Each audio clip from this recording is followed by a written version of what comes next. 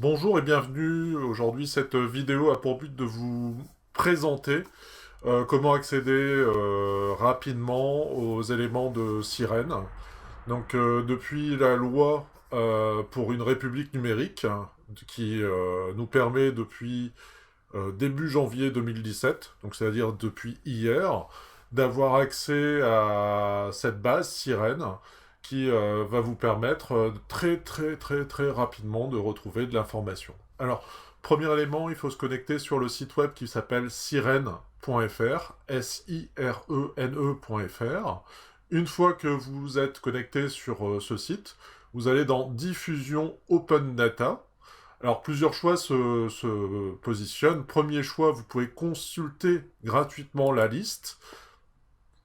En faisant cet élément, vous pourrez consulter, mais la problématique qu'on va vite rencontrer, c'est que sur cette consultation, vous serez vite limité en fonction des éléments, des critères que vous allez mettre par des champs de recherche de cette base. Deuxième possibilité, qui est nettement plus intéressante, c'est le téléchargement gratuit de la base Sirène. Donc là, on va dans l'onglet diffusion Open Data, téléchargement gratuit, et on va nous envoyer directement sur le site du gouvernement qui nous permettra d'avoir le téléchargement de la base Sirène. Donc là, on se retrouve sur data.gouv.fr, et ici, on peut taper Sirène, et on voit que la base de données INSEE est ici disponible, ainsi que ses mises à jour quotidiennes. Alors, pour ce point, j'ai demandé des précisions au niveau de l'INSEE pour savoir un petit peu de leur côté ce qu'ils avaient prévu de faire. Ils vont nous proposer une mise à jour quotidienne des éléments, comme on peut le voir ici, hein, la mise à jour du 2, du 3, du 4, du 5.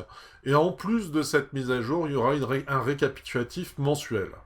Alors faites très attention, si vous avez prévu de charger la base qui se trouve ici, ça peut prendre un certain temps car cette base fait 8 gigas de données. Dans la partie Sirène, on retrouve après des fichiers qui sont journaliers, qui sont vraiment très légers. Donc je vais vous le prouver par un téléchargement. Vous voyez, on est de l'ordre du méga. Alors que de l'autre côté, la base, elle est vraiment, elle, monstrueuse. L'avantage de ce type de fichier, c'est que vous pouvez pour les nouveaux, hein, vous pouvez le retraiter dans des logiciels comme Excel, et ça vous permet d'avoir un retraitement très rapide de l'information. On va retrouver d'ailleurs très rapidement, vous voyez, pas mal d'informations qui peuvent être redistribuées, croisées, comme vous le souhaitez. Donc on a toujours cette possibilité avec Excel d'aller très vite dans l'interaction pour pouvoir traiter juste autour de ça le besoin pour avoir ce qu'on veut visualiser très rapidement. Donc on peut reprendre ce tableau qui fait quand même un grand nombre de lignes, on le transforme en tableau croisé dynamique, et après on peut aller chercher directement pour visualiser le nombre de villes, le nombre d'entreprises, la taille des entreprises. Donc là par exemple on va prendre le libreg, voilà, ici on va aller chercher dans cette partie ici, lib. Voilà, donc là, vous voyez, on le retrouve ici. Donc je vais me prendre le libreg pour avoir un petit peu toutes les étiquettes d'un côté. Et puis de l'autre côté, je vais aller chercher, par exemple, la taille des entreprises. On va prendre ici, ou le nombre de salariés, ça peut être assez intéressant pour donner une idée du nombre de salariés. Voilà, donc c'est lib qui se trouve ici. Donc lib t, hop.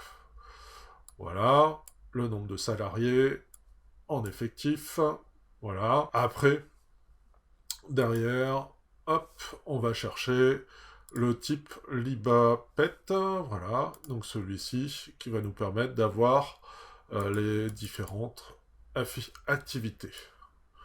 Voilà, donc on se crée quelques filtres, et une fois qu'on a ces quelques filtres, ben, on peut calculer avec justement la clé principale, le nombre d'entreprises qui sont nouvellement créées, faire des statistiques, avoir ce que vous avez besoin, qui était jusque maintenant payant. Et là, vous vous retrouvez avec quelque chose qui est totalement gratuit et qui vous permet d'avoir une visibilité quand même assez rapide sur l'information. Donc derrière, vous pouvez mettre des petits boutons, des éléments qui vont vous permettre le traitement, l'analyse de votre base. et vous pourrez comme ça aller très très très très très très très très...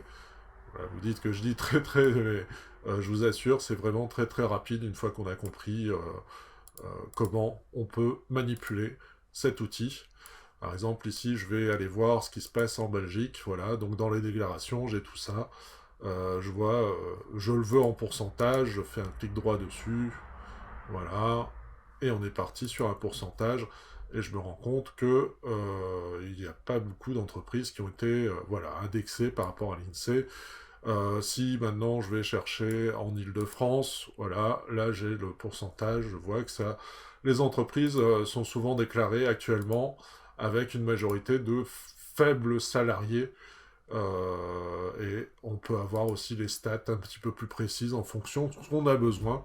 On peut organiser des tris aussi derrière, donc je dirais qu'il y a vraiment, vraiment, c'est un... Donc vous voyez, là pour aujourd'hui, il y a eu énormément de conseils pour les affaires et les autres conseils de gestion. Donc c'était une petite présentation rapide qui vous explique que la bonne nouvelle, surtout, hein, c'est pas que...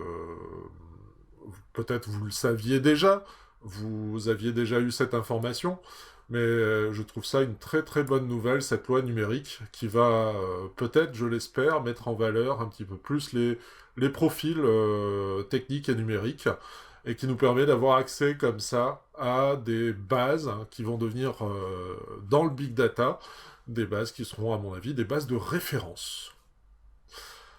Je vous remercie de m'avoir suivi, et puis je vous souhaite une bonne continuation sur YouTube et sur les différentes chaînes. Une très bonne journée.